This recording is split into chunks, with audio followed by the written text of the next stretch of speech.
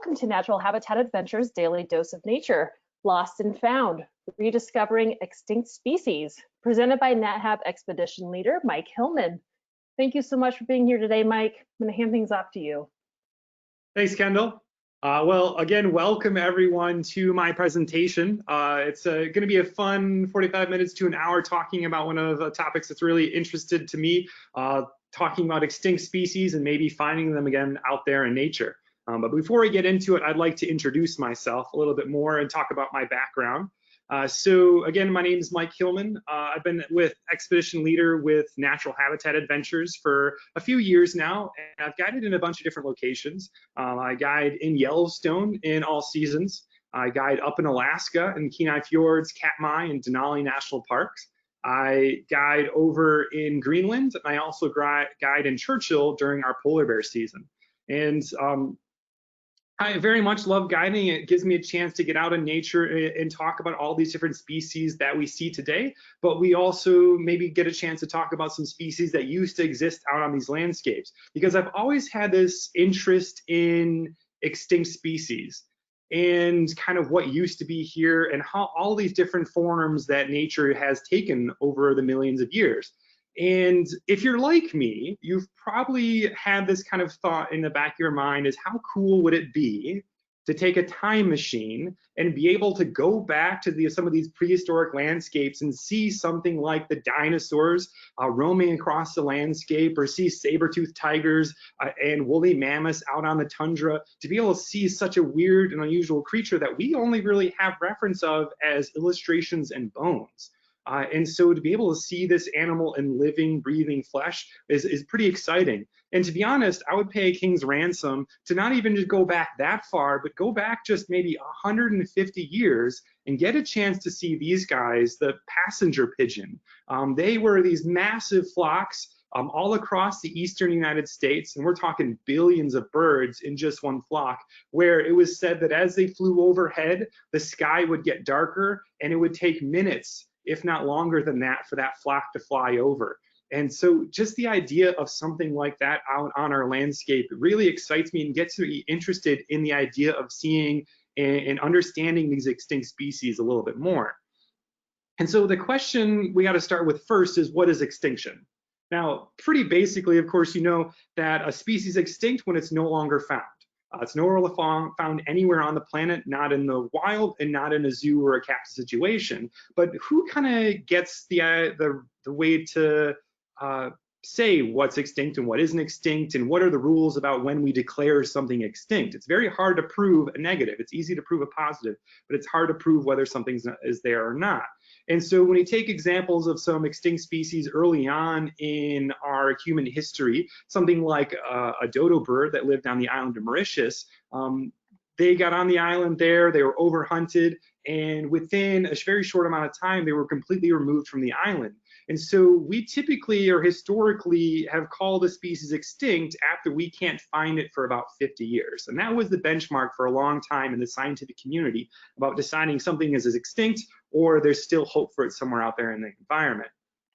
Now, we fast forward a little bit more to a modern definition, came out in 2006, and they really wanted to make sure that we were super specific in what we deemed extinct and not, and then how we went about understanding that. So this paper here basically put up 4 basic principles. The first one is that the population of the species has to be well documented that it's declining, so that scientists and locals are seeing the population go down, they're seeing less and less of them, and so we know that that population has been on a downward trend. In addition to that, they must face some severe threatening processes. So maybe that is overhunting, maybe that's habitat loss or pollution, invasive species, something like that. So there's a reason for that decline. Then also, they must have, that population, that species must have some attributes that predispose it to extinction. That's been the case for some similar species. So for example, a species that's on a small island, so anything happens to that island, then it could very well take out that species. or maybe that species has difficulty migrating or moving away. So as changes are happening in its environment, it can't leave to escape those changes. And those has predisposed a lot of different species like the dodo bird to extinction. And so we can use that to see whether or not this species would be extinct. And then in addition to that, we have to go look for it. We need scientific surveys out there on the ground. We need to talk to locals and see whether or not this species has been seen recently or not. And we also have to take into account how easy it is to find it to begin with. You could imagine that to declare, say, elephants extinct out on the African savanna, where they're a relatively large animal and they're in a relatively open environment, it's pretty easy to find the population of elephants. But say it'd be much harder to look for a population of 3-inch long camouflage lizards in the middle of an Amazon rainforest. So we have to take that into account, is how easy would it be to see it to begin with. So the overarching organization that collects all this data from scientists around the world is called the International Union for Conservation of Nature. And they have a website, which you guys can check out. I highly recommend you do that. It's called the IUCN Red List. And this is a list of all the different species we have on the planet and their category of whether they're common, threatened, endangered, critically endangered, or in the case of the species we're going to be talking about today, listed as extinct. And so they're kind of the gold standard when it comes to looking to figure out whether or not science as a consensus has decided that this species has gone extinct or not. Now, interesting thing is extinction isn't always forever. And that's what we're going to be talking about today, is we've got it wrong sometimes, which is really exciting for me because it gives me some hope that there may be some other species still out there and we just haven't found them again. And this has happened quite a bit. This is just a handful of examples. I could rattle off a whole list of different species that we have declared extinct and then found again 20, 30, 50, 100 years or more later, which is pretty incredible. I know one of our guides has already talked about the black-footed ferret, so that's an incredible story. We've talked about some different species here. The Puerto Rican crested toad declared extinct, metasequoia, which is a redwood that was only known from fossils. All those sorts of stuff makes it pretty interesting and exciting to lose these species and then find them again. And as you can imagine with science, they have a term for this, just like they have a term for everything. And so we call this a Lazarus species.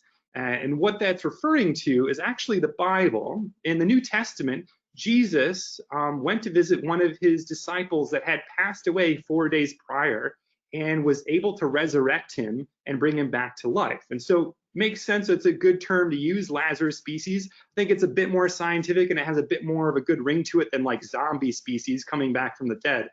So I like using the term Lazarus species when we talk about these animals. So the first one I want to talk about is this one right here, this Lazarus species. This is called the coelacanth. It was known only from fossils.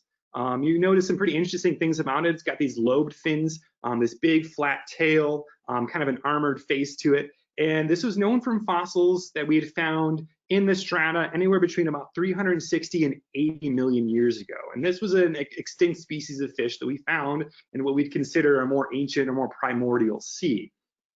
Now, enter to the story this lady right here. This is Marjorie Courtney Latimer, and she was a young naturalist out of South Africa.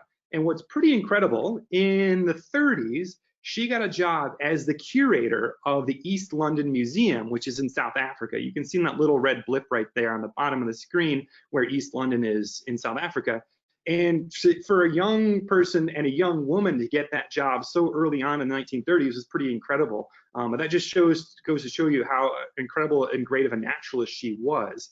And part of her job as curator was to go out and collect specimens. She's supposed to add to the collection of the museum, make it more robust scientifically, add more stuff to the museum that people can come and see.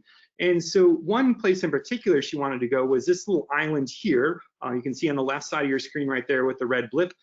That's Bird Island, and you can see the little Google Maps version of it right there. Fairly small island, not a lot to it, but it's a little island off the tip of South Africa, so it lends itself to maybe some pretty interesting zoology and botany. So she wanted to go out and check that island out. And because it was the 30s, she had to get permission from the government to be able to go out there on a collecting trip. But on top of that, he also put some stipulations. being a man as he was in the 1930s, told her that, hey, if you're going to go out there as a young woman, you need to at least have, say, another older woman with you to make sure everything goes well.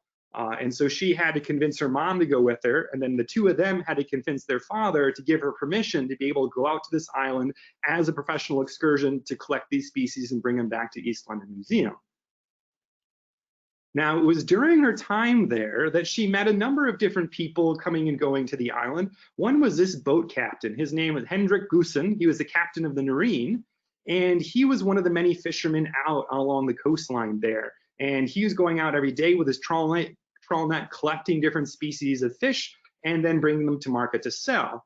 And he knew from talking with her that she was interested in weird things, weird fish, things that he might see out there in the environment. And so if he were to catch some different interesting fish that he didn't know about or he hadn't seen many, that she would be interested in checking them out. And so he kind of had this lifeline with her to be able to do that. And in fact, he, being a nice guy as he was, actually helped her take all of her specimens off of Bird Island in the 30s and then bring them back to the East London Museum to help start that collection up. Now, what was interesting is we fast forward just a little bit. She's doing her tenure as the East London Museum curator. And in 1938, in December, 3 days before Christmas, actually, Marjorie gets a call from Hendrik. And he says, hey, I'm down here at the docks. I've got some more interesting fish. Would you like to come take a look? And it's, keep in mind, this is South Africa, below the equator. So it's the heat of the summer there. It's quite warm. And she doesn't have any way to preserve the fish. She doesn't have a cool locker or anything like that. So she's kind of debating, hemming and hawing about whether or not she's going to go, because any fish that she were to collect, chances are she can't preserve and put them out for a collection. And so she's almost deciding not to go, but then she says, you know what, I haven't talked to Hendrik and the rest of the crew in a little while. It'd be nice to go and wish them Merry Christmas in person. So she decides to go. And as she gets there, she gets onto his boat, sees the pile of fish and starts to root through it. And then this fish sticks out. She immediately notices it's something different, something that she's never seen before. And in fact, Hendrik and his crew said in their 30 years of fishing out in the South African waters, they've never seen anything like this before.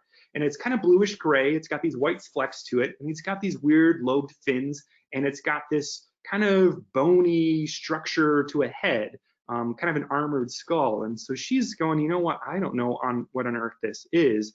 And being a good naturalist as she was, if she doesn't know what it is, she needs to reach out to somebody else. Maybe they will have an idea to be able to key out what species this is.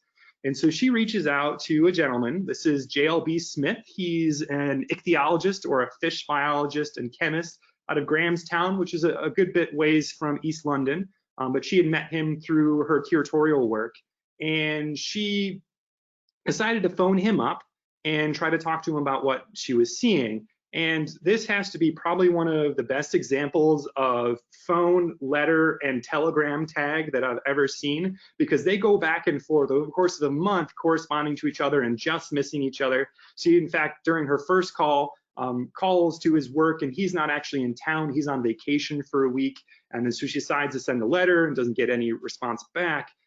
In her initial letter, she writes out what she had seen, and that she came to the trawler, found this unusual species, talked a little bit about its morphology. So what did it look like? Those lobed fins I was talking about, those sorts of things.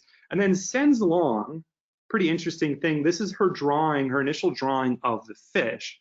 And so when finally J.L.B. Smith gets this letter and able to look at it, he's looking at the fish and he's pretty astonished, because he's not only looked at live fish, but he's also looked at fossils, and he knows about this fish, the coelacanth, and how close that illustration looks to that fossil.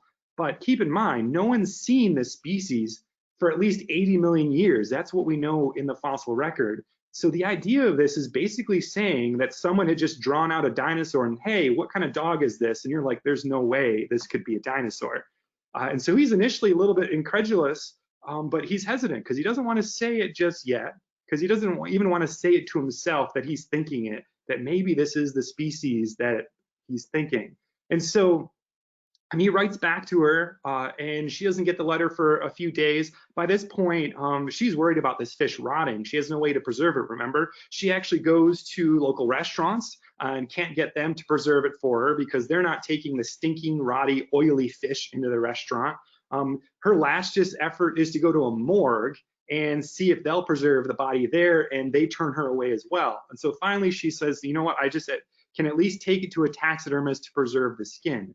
And so the taxidermist takes out the skeleton, takes out the flesh on the inside, dries out the skin and the skull as best as he can to preserve that fish. And so this is what they come out with, is this fish right here.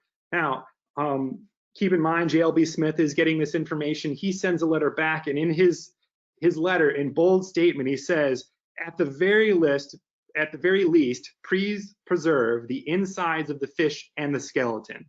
And Marjorie is just devastated, because that is literally what she just threw out days prior. And if only she had gotten that letter sooner, she'd be able to preserve those parts of the fish.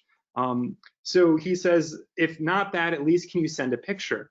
And she had very smartly gotten a photographer to come in. Keep in mind, this is the 30s, so she had somebody come in with all the equipment to do it and get the pictures of the fish. And when she went back to the photographer to get the developed photos, the film had actually been ruined. And so she had no photos to speak of the initial thing. And so all we're left with is this initial specimen that's been taxidermied. Thankfully, JLB Smith, over the next month and a half, now that he realizes that a taxidermied fish is just sitting there, the rush isn't in to try to get him there. He eventually comes in February to take a look and realizes exactly that it is what everyone's been thinking. This is that extinct species of fish, the coelacanth, which is pretty incredible. And so why haven't we found this fish for the last 80 million years? And it's because it's a fairly deep water fish, maybe 1,000 feet or deeper in the water column. And so it typically doesn't reach nets or anything like that. In addition to that, it's nocturnal, so it only comes out at night to feed. And so it's a fairly reclusive fish to find. These are some pretty amazing pictures that divers have been able to get of a coelacanth. This one has got to be my favorite picture of a coelacanth, because it looks like it's smiling, which is just incredible. And you can imagine how cool it would be to be that scuba diver and see what all rights should be a prehistoric extinct species of fish just swim by in front of you. It's pretty incredible. And not to say the least that this story is a series of hurdles, and we're going to talk about another one in the same way, that if Marjorie, at her young age and brilliance, was able to get a job as the curator of the local museum, who then she was able to meet a boat captain who was catching fish and was willing to say, hey, here's an unusual fish, would you like to come take a look? And that is the entire reason that we have the coelacanth in our scientific resources today. Now, what's interesting is they'd kind of looked back at some different records, and it's actually very possible that the locals in Africa, in South Africa, in Indonesia, where coelacanth have also been found, might have been catching this fish for decades prior, but had no clue of its significance to the scientific community. And so it took Marjorie just noting with her scientific mindset that this might be something interesting, and brought it to the realm of the scientific community to realize this connection that we had over 80 million years. So it's a pretty incredible story. Now, my next one is also going to be a bit of a roller coaster as we go along. And this is for the Lord Howe Island stick insect. Now, bear with me. I'm going to be talking a little while about what is also known as the tree lobster. It's a 6-inch long, cigar-sized insect, which might creep you out a little bit, but it's a pretty interesting story. And like I said, it's a bit of a roller coaster. And so we'll start off with where this is found. So this is an Australian species. It's found on Lord Howe Island, which is off the eastern coast of Australia. You can see the red marker right there. And Lord Howe Island is a fairly small island. It's only 6 miles long, and it's a tropical paradise. When you look at it, this picture is of Lord Howe Island at night. Looks a bit like like Hawaii almost, right? It's got these big trees and bushes and things like that, beautiful sandy beaches. And Lord Howe Island, as scientists were visiting the island in the late 1800s, early 1900s, categorizing species as they were doing at the time, a scientist came across the Lord Howe Island stick insect, or the tree lobster, and unfortunately did not write a whole lot about it. captured some specimens to pin as well as to put in preservative jars. And other than that, wrote that the stick insect seemed to come out at night and it lived in the hollows of trees during the day. That is all we knew about this species. And the reason for that is in 1918, as ships were going back and forth across the Pacific, we had supply ships going to islands like Lord Howe Island, going to Australia, other islands in the area, and supplying those islands as it did that. And the Macombo, which is our ship that we're seeing right here, had ran aground in 1918 in Lord Howe Island, just off the shoreline there. Unfortunately, somebody drowned during that unfortunate accident, but they were getting most everyone off, get a lot of supplies off. But when they did that, they brought a little bit more than they had planned on. They'd actually brought this guy. This is the black rat. Now, if you're familiar at all with ecosystems in Southern Asia, places like Australia, New Zealand, Southeast Asia, when rats come to these islands, it's devastating. And so this rat did quite well on the island, had plenty of food because all these different animals living on the island didn't have a predator like a rat before. Go after birds' nests for their eggs, go after sometimes the birds themselves, go after all the insects that it could catch and eat. So it wreaked havoc on the ecosystem of Lord Howe Island. In just a few short years, we lost 5 different species of birds. These are birds we now only know now from illustrations, but we lost a number of invertebrate species, even some plant species. The Australian government tried to get rid of the rats by bringing in another predator, which let me tell you, never works. They brought in the Tasmanian masked owl, which is a relative of the barn owl we have in the United States. And when you bring in another predator, this guy didn't eat just the rats, but also ate other animals as well. And so we lost a native species of owl called the Lord Howe babook on the island because it was outcompeted by the masked owl, as well as the masked owl probably went after it too. And so that species went extinct as well. And as you can surmise, by the 1920s, we had lost all living Lord Howe Island stick insects on the island. All we had left were these pinned specimens and some specimens in preservatives and jars, and that's it of that species. Now, we fast forward a little bit, and we look a little bit further south from Lord Howe Island, about 12 miles to the southeast, we find this little rock right here called Ball's Pyramid. Now, Ball's Pyramid in all rights looks like some supervillain lair. It's this old piece of a volcano that juts out of the Pacific Ocean, and it's fairly small. To give you an example, here's a picture of Chicago's Navy Pier. And if I overlay it over the island, you can see it's about the length of the Navy Pier, just a bit wider. So it's not a very big piece of rock out in the ocean at all.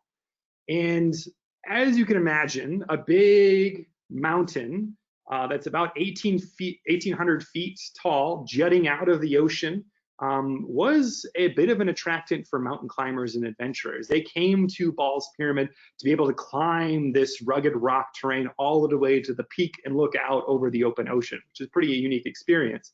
And some interesting things start happening in the 60s. 1964, a climber photographs a recently dead stick insect on the island.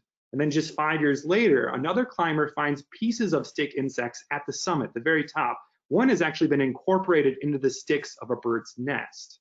Now, this information gets out, people in the scientific community hear about it, but at this point it's all hearsay because these aren't scientists necessarily, these are climbers that are just seeing stuff out on the island.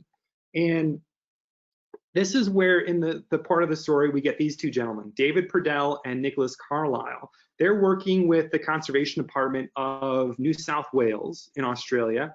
And it's their job to actually allow people access to the island because while in the 60s you were able to go out there under your own accord and climb this rock, by the 80s that island had been added to a protected area. And so you had to have special permission from the government and actually from these two gentlemen here to be able to go out on the island.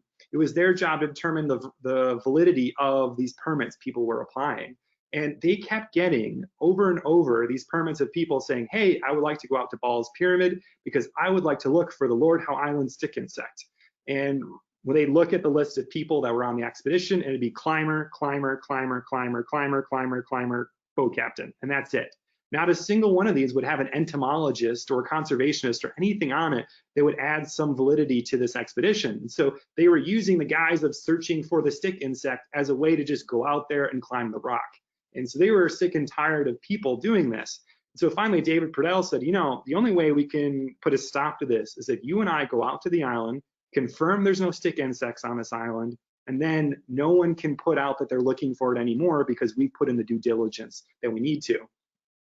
And so they did just that. In 2001, they took a boat out to Ball's Pyramid, and we're going to look over the course of the day and the night and the next morning, look for the stick insect. Keep in mind, look at the picture here. There's not a lot in the way of greenery. This is a species that lives in trees, and I don't see a single tree on that rock. Do you? And so they really knew that they weren't going to be finding anything, but they needed to confirm it just to put all those rumors to rest. And this is a pretty unusual island in that the landing was pretty difficult. They had to literally take a boat to the edge of the rock, and there's no flat land to speak of to like put the boat on or anchor to or a dock or anything like that. So they literally, as the tide is going up and down, they're getting their gear on, getting close to the edge of the boat. And as the tide goes up, as the waves go up to the very top, they jump off the boat, grab the rock, that wave takes the boat down, and now they're holding on, they're rock climbing with their gear right from that point. And Nicholas Carlisle even said that it might have been easier to swim if it weren't for the fact there were so many sharks in the water. So this is a pretty inhospitable place, especially for people. So they got the whole team safely onto the island, found what they considered at least flat enough section of rock that they could set up camp. And then from there, they went to rock climbing this island, looking for any evidence of these stick insects. And they scoured the island, and they only found a handful of vegetation. In this case, their biggest vegetation was this melaleuca or tea tree bush, which can get upwards of maybe 6 feet, 12 feet tall. So it's this big shrubby bush that they were finding in a few different places. And all in total, they found about 30 of these bushes. But as they got to these bushes, started scouring them, looking around, trying to find these stick insects. Keep in mind, they're 6 inches long, their size of a cigar. Shouldn't be that hard to find them in a bush. They're scouring around, they don't see anything. They do find, rather smartly, because they brought an entomologist along, they were sifting through the dirt below these bushes, and they were finding frass, which is insect poop.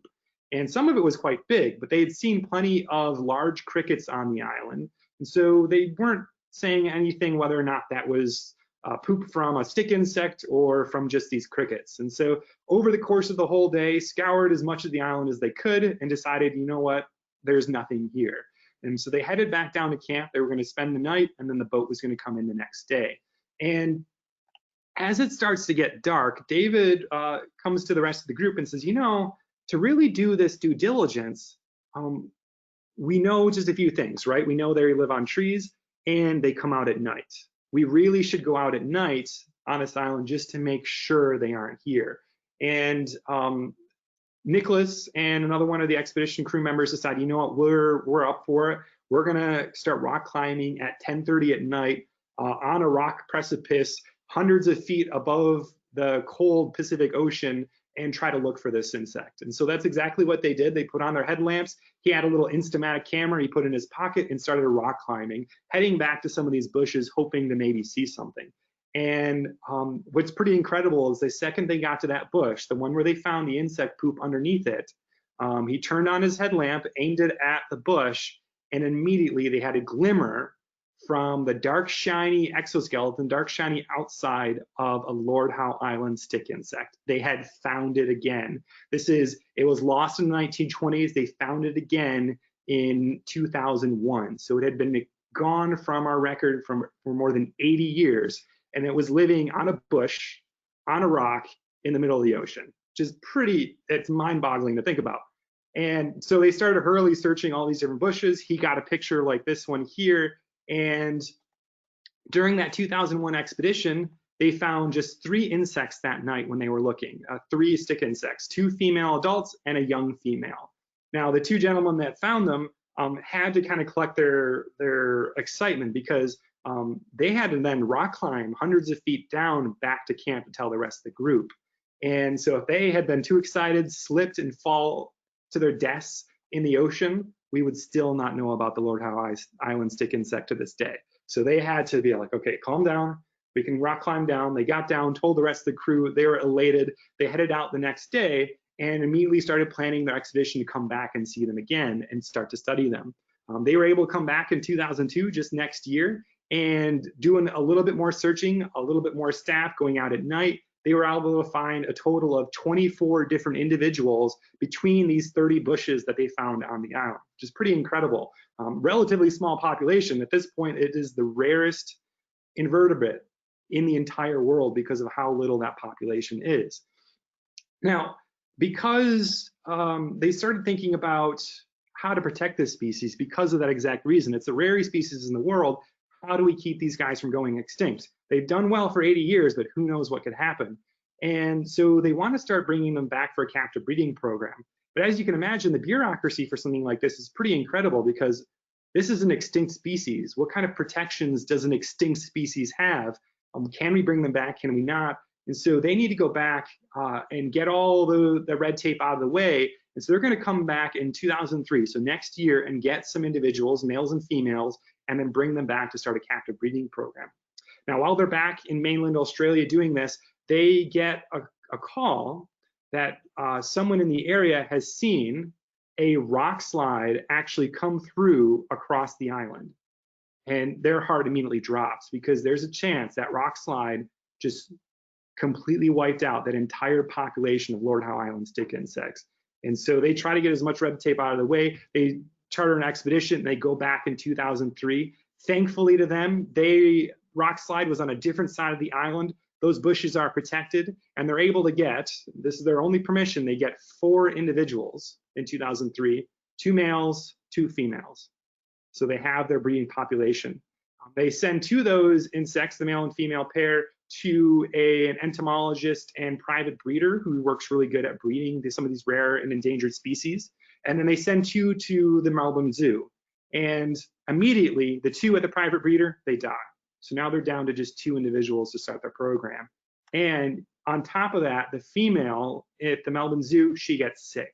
The keepers find her curled up on the bottom of her enclosure, still alive, but barely holding on. And they do all their research online, calling all these experts to try to figure out what a possible illness this could be and how to remedy it. And they're coming up with nothing. And one of the keepers, in a stroke of genius, call it what you want, decides to mix up a mixture of sugar water and calcium, and using an eyedropper, drips it into her mouth, hoping at least a little bit of energy will help perk her up. And it does. She starts moving around over the course of the night and comes back by the next morning, and she has survived. And so she, nicknamed Eve, and her male, Adam, become the start of the breeding population for the Lord Howe Island stick insects on the mainland. And so we have this population of stick insects breeding quite successfully now. We're in the 16th or 17th generation of this breeding program. We have thousands of these stick insects, not only in Australia, but they're doing so well that we have them in other zoos around the world, including the San Diego Zoo in the United States. And actually in Victoria, in Australia, some of the science teachers can put in, they can write an application to be able to get some of these youngsters and then bring them into their science classroom so that Australian kids, Australian students, can see what all rights should be an extinct species growing up in a tank in their classroom. And just the thought of that is pretty incredible to think that students are getting an experience like that, to be able to see this extinct species coming back from where we had written it off, and now we have them out there in the environment. And they're starting to learn all sorts of cool things. One of my favorite facts about these guys is they seem to be pretty much monogamous. A male and female will pair up and then live together throughout their life.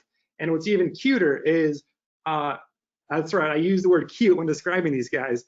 When they go to their hollow or a little enclosure or a hiding space over the course of the day, they actually snuggle up to each other. And this is the male, this one smaller one on top, has his arms over the female, and that's how they sleep during the day. And then they come back out at night, which is pretty adorable, I gotta say, and pretty interesting for an insect to be able to do something like that. Now, as we're getting some more of these specimens and we get this captive breeding program coming on, there's a big roadblock. They start looking at their captive ones and comparing it to the specimens, remember those ones that were in the jars, and they notice some big big differences. Notice in the little category on the bottom there, the legs look a lot different. And the ovipositor, so the back end of the insect in the little B column, looks a lot different too. And the color is just a matter of them being preserved in alcohol. So there's no difference there. But there's a big enough difference that maybe this isn't the Lord Howe Island stick insect. This could be a closely related cousin, but it might be an entirely different species. And so they had to wait for the genetics to catch up, the research to catch up, that we could extract DNA from a preserved stick insect in a jar. And in 2017, they're able to do that. And thankfully, roadblock achieved. There is less than 1% genetic difference. These are, in fact, Lord Howe Island stick insects on Ball's Pyramid that have survived for 80 years. And so the last major roadblock we have is getting them back to their native land, getting them back to Lord Howe Island. And so in 2019, they started a rodent eradication project. They're trying to get rid of all of the rats and mice on the island so that the other species that are threatened or in peril, plus reintroductions of our Lord Howe Island stick insect, will be able to happen on the island. So fingers crossed for that. Moving into the future, we'll be able to restore that island and have those 6-inch insects crawling across the landscape. It would be pretty exciting to see what otherwise should be an extinct species. So something to think about. I don't know if you would want one of these guys crawling on your hand, but I certainly look forward to the chance to be able to do that maybe one day in the future.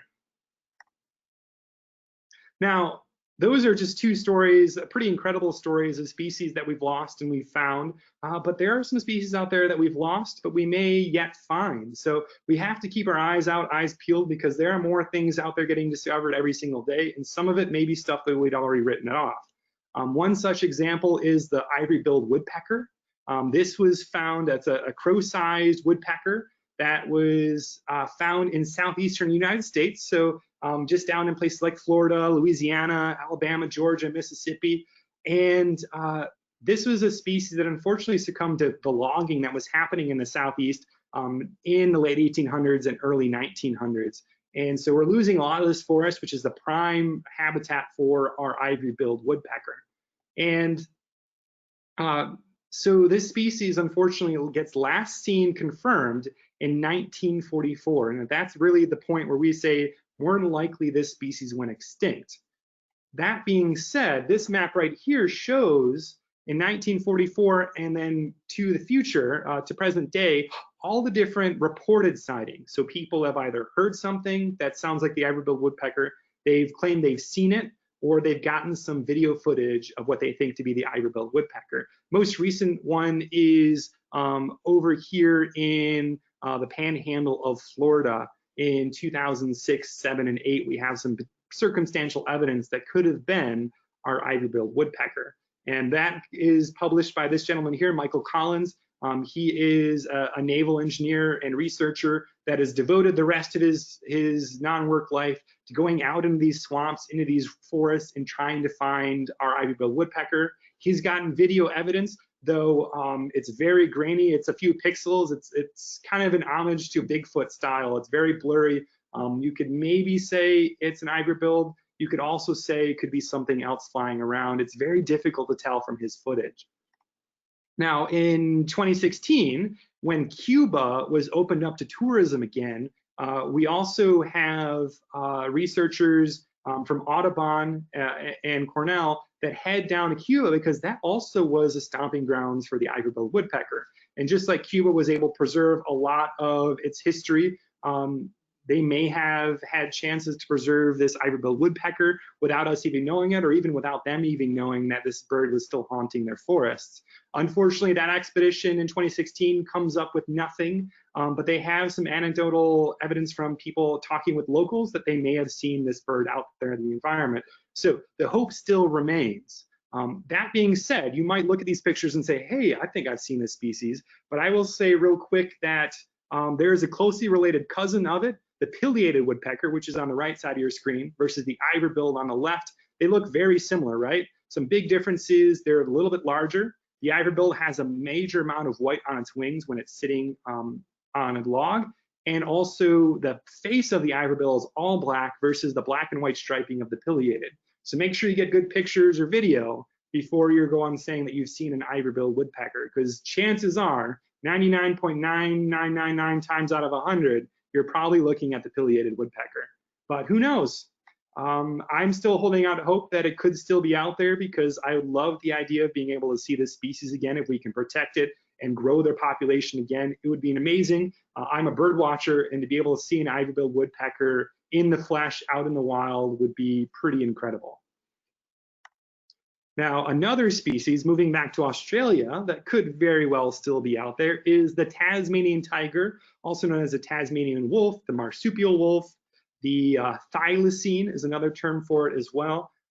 This species went extinct early on in the 1900s, but we have pictures of it just like the ivory-billed woodpecker. It was a marsupial, and it looks very superficially like a coyote, and it acted a lot of same ways in the environment of Australia and Tasmania. It was a small mammal predator, small birds, lizards, that sort of thing. And lived throughout Australia up until about 3,000 years ago, and its final stronghold, of course, was in Tasmania. And unfortunately, kind of like the coyote, like the wolf, it had a bad PR campaign. A lot of people, as we have colonists and people setting up farms, growing sheep and chickens and goats, those sorts of things, worry about the predators that might go after their food. And this is a historic photo by Harry Burrell. He was an amateur naturalist and photographer. He got this picture of a Tasmanian tiger going after a chicken. And that, in addition to all the stories people were getting, this was not really good PR for our Tasmanian tiger. And so there was an extinction or an eradication of this species. Now, what's crazy is this photo was actually doctored to make it look like this. When you look at the back of the photo, you can see that they put up a background. This is a mounted Tasmanian tiger with probably as a live chicken tied to its mouth, so it's moving around, making it look like this thirsty thirsty predator going after your livestock. When researchers look at the morphology of a Tasmanian tiger, chances are likely it wasn't going after large animals sort of like sheep or goats, because it didn't have the jaw strength to do that. So unfortunately, part of the PR campaign was a lie. But Tasmanian government put out a bounty for them, much like the wolves in the United States. And in the early 1900s, we lost thousands of these Tasmanian tigers that were across Tasmania. So the last one went extinct in 1936 in the Hobart Zoo. Pretty sad story, actually. The keepers had closed the door on its outdoor enclosure, and it was stuck outside during a very cold night and died because of exposure. So a pretty sad end to the Tasmanian tiger. And to think that this species was out in the environment when we had the ability to videotape it is just incredible to me, because it looks so unusual. Be able to see those stripes along its back. It had a pouch like other marsupials. It's essentially the kangaroo's version of a wolf. And it had a very long, large mouth with a lot of teeth. It would be amazing to see this thing out in the wild. And just last year, the Tasmanian government put out a report from the previous 4 years of 8 different reports that sound like they could be potentially credible sightings of the Tasmanian tiger in Tasmania. And this is the first time they've ever actually put out an official report of what people have been seeing. And one of them was a picture like this, and again, homage to Bigfoot. In the front right there, that blurry shape right in the middle in the front, that is supposedly the Tasmanian tiger running away. We also have some footprints that were, pictures were taken of what they think to be a Tasmanian tiger's feet. Though it could have been a Tasmanian devil, which is a close relative of them. It's kind of circumstantial, but the evidence kind of leans toward maybe it was actually a Tasmanian tiger. So there's certainly possibility that this species is still out there, and to think that they're still persisting in spite of us is pretty incredible. Now, the Lazarus species I've talked about so far, we've gotten lucky. We didn't get to pick and choose what species we found again, but is there a possibility that we could pick a species and through the scientific engineering and technology of cloning and genetics, be able to bring these species back, what they call de-extinction, to pick something like a mammoth and say, I would like to see them again, and let's go through the scientific processes to do that. And if you were tuning into my last presentation last month, Mother Nature's Rule Breakers, you might have seen me talk a little bit about a species that called the gastric brooding frog. If you haven't get a chance to see the Rule Breakers one, I highly recommend it, as well as all of our Daily Dose of Nature programs. You can go on NatHab's YouTube page, go to the playlist for Daily Dose of Nature, and get a chance to see my program, as well as a bunch of other really good ones. For those that didn't tune in, the gastric brooding frog was an interesting frog found in Australia. And what made it so interesting is the female, after the eggs were fertilized, she swallowed the eggs into her stomach and then developed those young from eggs into tadpoles into young frogs. And then when they were ready to venture out on their own, she literally barfed them up. This is a real picture of a young frog coming out of its mom's stomach, then heading out into the environment and to live on its own, which is a pretty incredible frog. And it has all these potential uses for biotechnology, for understanding how to handle the acids in their stomach, to work with ulceritis and all these things that could help us. There's potentially some interesting genes and interesting compounds inside this frog that we'd love to get a chance to study. But unfortunately, it went extinct pretty soon after it was discovered, just a decade after, in the 70s into the 80s, because of a fungus called chytrid that swept across the landscape in Australia, as well as affecting frogs all around the world, and killed them off. And so we lost the species very quickly. Now, that's where this gentleman, Michael Archer, he's a paleontologist, very much like myself, in that he's interested in extinct species, and he's interested in potentially bringing them back. And so he's the head of the Lazarus Project, and he would like to bring back some extinct species. And so the first step is to figure out which species to start with. And because of the potential medical benefits of the gastric brooding frog and the relative size and be able to work with it, they chose maybe we could bring back this frog. And what they needed to start with, of course, to be able to do something like this, is an intact strand of their DNA.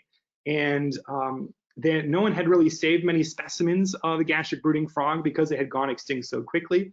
But he called up some of the people that were working on initial research in the gastric brooding frog in the 70s, and he said, hey, any chance that you might have a specimen of the gastric brooding frog, maybe in a freezer somewhere at the bottom, had been kind of left behind? We'd love if we could take a look at it.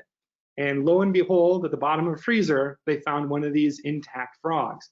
And I say intact, but this was before cryopreservatives and all these different things they can do to preserve the DNA inside of a frog. This case, they just literally put the frog in a box in the freezer. And so as that ice inside the frog expands, more than likely it would have damaged all the cells and all the DNA as well. But he said, you know what, we'll take the frog, we'll take a look. And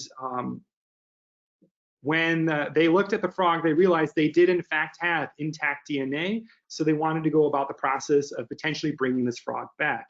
So what they did is something called nucleic transfer, where they would take the nucleus of the dead frog cell and input it into a embryonic cell of a closely living relative, that hopefully they can get that embryo, that egg, to start to develop and split and divide and become the gastric brooding frog. And so they had to pick a closely related relative, which was hard to do because this was such a unique species. It was in its own family. But the closest thing on the evolutionary tree was this guy, which is the great barred frog. The one major drawback, though, is this frog breeds 1 week, once a year. So they had this small window once a year to be able to work on this project. But they went ahead and started it. They pulled out all the nucleic DNA, the nucleuses of the gastric brooding frog, their DNA, and then started inputting them into the eggs of our great barred frog, and then started to look under the microscope to see if anything would happen. And for a number of years, it didn't. They was tweaking how they did the procedure and then tweaking the environment in which that little egg cell lives to see if it would help. And in 2013, they were able to get cells to start to divide. And that's where we get this right here. The cells start to divide, and they were dividing and dividing and dividing. They got to about hundreds of cells, but unfortunately, that's at the point where the development stopped, and that was it. So it wasn't becoming an embryo, it wasn't becoming a frog. But they were able to take some DNA from each of those cells, and it was new living DNA of the gastric brooding frog. So that is one major step, and they know that their process is sound. They just have to tweak some of the things about how they're doing the process to be able to get it to move forward and eventually maybe see an egg, and then from there a tadpole and our gastric brooding frog, which is pretty incredible. And that's where that project stands right now. There's other companies or organizations working on this. Revive and Restore is working with a number of different extinct species.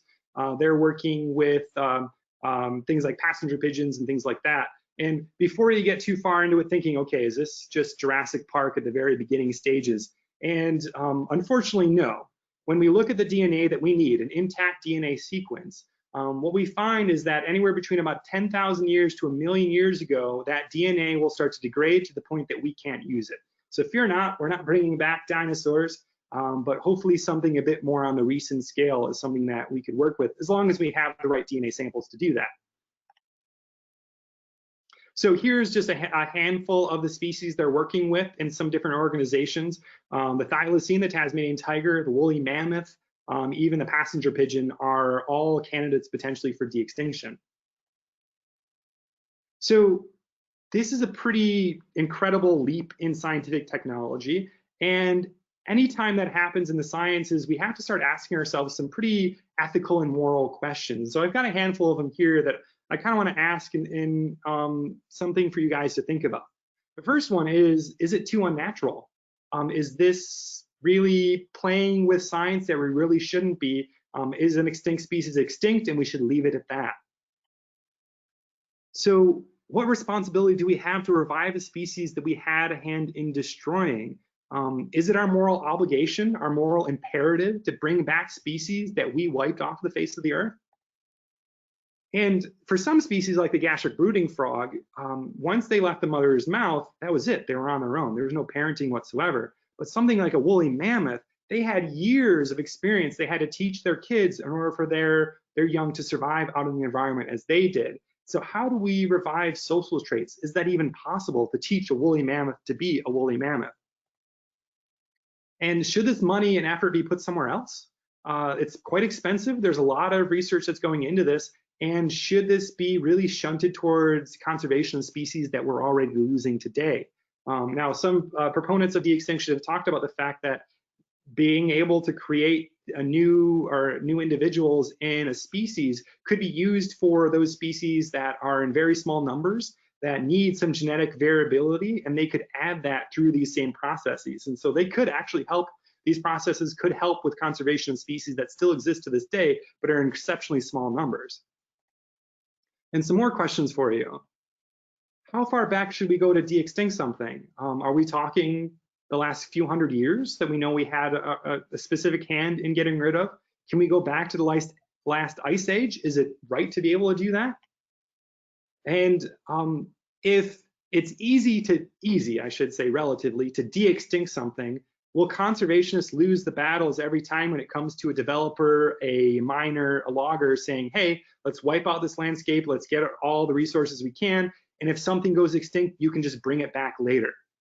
That's something we definitely don't want to be on the docket. And are they the same organism?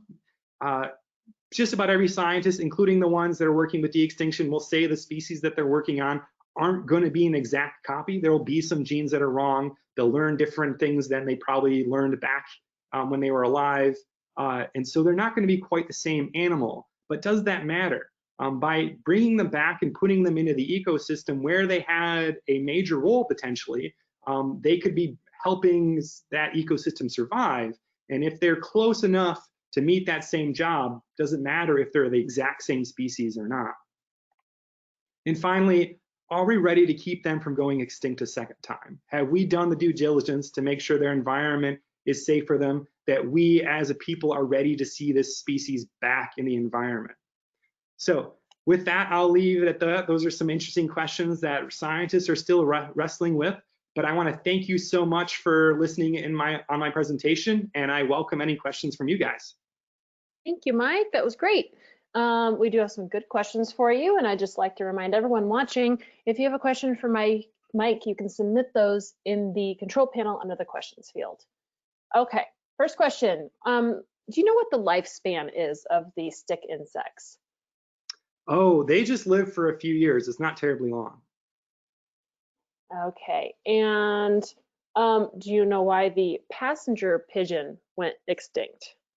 Yeah, so this is a pretty crazy thing to think about. We're talking about billions of birds out on the landscape, and this was one of the first examples of humanity looking at what should on all rights be an inexhaustible resource.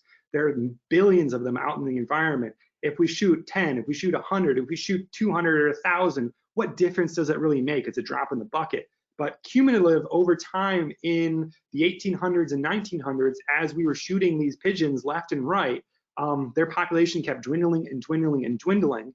And because when we look at bird species or other species in particular that live in these large groups or flocks, they get some benefit because of that large group. Not only they're safe from a lot of predators because of that, but also some species actually need a bunch of other individuals around to feel safe enough to breed. So there was probably a point in that population as it's getting smaller and smaller that they got to the point that there was not enough of them around to feel safe enough to breed, and then and the population just plummeted from there.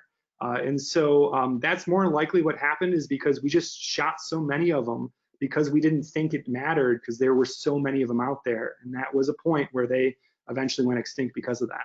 It was overhunting. Okay. There's a question here about what method was used to eradicate rats from Lord Howe Island, and how did that affect the people who were living there? Oh, that's a good question. Yeah, there's not a lot of people living on the island, but it is a small island. There's around a little over 300 people on the island, 350. And they went through all the due diligence, just like they would in the United States, of putting it out for public comment and all that kind of stuff.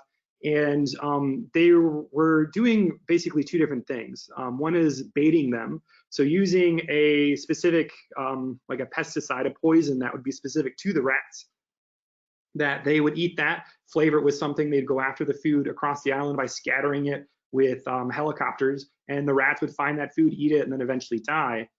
In addition to that, they were baiting and trapping in people's homes as well.